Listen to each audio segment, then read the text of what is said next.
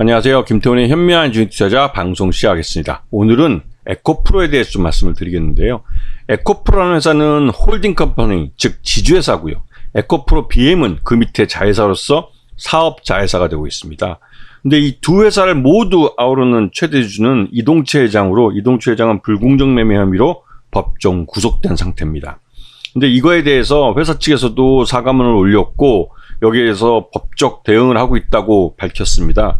근데 이동채 회장이 지금 구속돼서 언제 나올지 모르고요. 그리고 에코프로의 지배구조를 보게 되면 이동채 회장과 또 그 일가족이 이룸 TNC라는 회사를 통해서 또 에코프로를 지배하는 형태의 사업 구조를 갖고 있습니다. 지배구조를. 그리고 에코프로 밑에 에코프로 BM이라는 회사를 두고 있죠. 근데 이러한 사업 구조 속에 이동채 회장이 이 경영을 총괄하고 있었는데 여기서 이제 불공정 매매 혐의로 구속이 돼버렸죠. 자, 이 에코프로라는 지주회사 밑에 여러 가지 자회사들이 있습니다. 이쪽은 2차전지 쪽, 소재 쪽으로 아주 특화된 기업인데 이 LG 엔솔이나 이런 그 LG 엔솔을 통해서 이 2차전지에 들어가는 이 여러 가지 소재들을 납품하면서 매출 규모가 굉장히 많이 컸죠. 그래서 이 회사는 에코프로는 에코프로뿐만 아니라 에코프로 BM이나 이 머티리얼즈나 이노베이션 이런 자회사들은 2차전지 시장이 성장하면 성장할수록 함께 성장하는 그런 회사이기도 하고 에코프로 CNG라는 회사를 통해서 폐배터리의 재활용까지도 사업을 영역으로 이제 확장하고 있는 그런 회사입니다. 이 에코프로의 지금 지난 1분기 실적을 놓고 보시면 작년보다 영업수익이 확실히 늘어났고 그다음에 순이익도 확실히 늘어난 모습을 확인할 수가 있습니다. 이게 이렇게 급증하고 있는 것은 말 그대로 이제 어닝 서프라이즈를 기록하고 있는 건데요.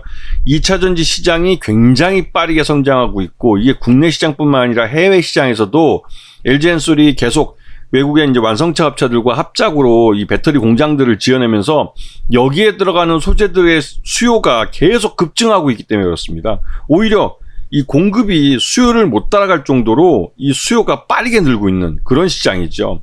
그래서 나쁜 가격도 올릴 수 있는 그런 구조를 갖고 있습니다. 자, 이 회사 아까 말씀드렸듯이 이동채 회장과 그 일가족이 지배하는 이룸 TNC라는 회사를 통해서 26.13%의 지분을 갖고 이 에코프로라는 그 지주회사를 지배하고 이를 통해서 에코프로 BM이라는 사업자 회사를 지배하고 있는 구조를 갖고 있습니다. 그런데 이 회사가 앞에서 말씀드렸던 이동채 회장이 구속이 되면서 주가가 아주 그냥 흔들렸죠. 그런데 그 이후에 다시 한번 지금 주가가 거의 50% 정도 오르면서 50만 원대에서 거의 100만 원 턱 밑까지 급등을 했는데요. 이렇게 된 이유는 이동채 회장이 구속되면서 공매도 세력이 엄청나게 늘었다가 그 실적, 1분기 실적을 놓고 보면 이 공매도 세력들도 좀 솔직히 겁을 좀 집어먹은 거죠. 그래서 이 쇼 커버링이라고 자신들이 공모대 쳤던 걸 조기에 사서 다시 상환해버리는 그런 식으로 이제 매수세가 유입된 겁니다. 50만 원대까지 주가가 하락했다가 그때부터 이제 쇼 커버링이 들어오면서 주가를 90만 원대까지 밀어 올려버린 거죠.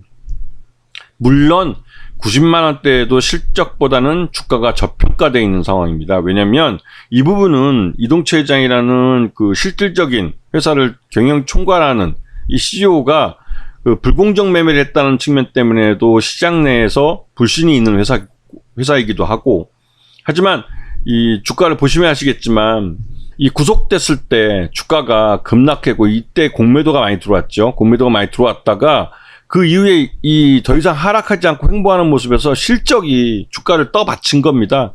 그래서 결국은 여기서 쇼커버링에 들어갈 수밖에 없었고 그 쇼커버링이 결국은 주가를 밀어 올려버리는 그런 결과를 가져와서 결국은 실적을 그 주가에 반영하는 주가 흐름이 나오게 만든 거죠. 특히나 이런 회사, 그러니까 말 그대로 실적이 좋은 회사의 가장 큰 약점은 오너일가가 이 회사의 그 등에다가 빨대를 꽂고 쪽쪽 빨아먹는 건데요.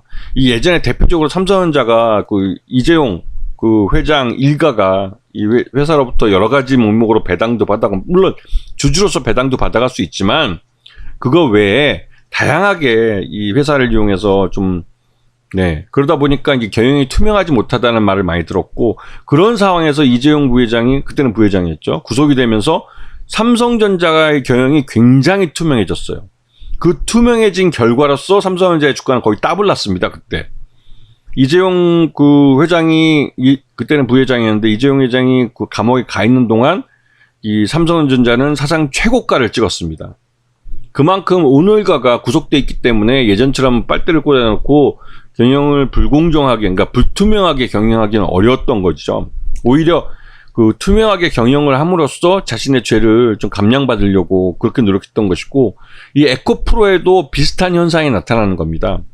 아까 말씀드렸던 이 공매도 세력들에 의한 쇼 커버링이 나타남과 동시에 이동채 회장이 구속되면서 이동채 그 회장 일가가 이 에코프로에 대해서 기존과 같은 경영의 불투명성을 가하기는 어려워진 것이죠.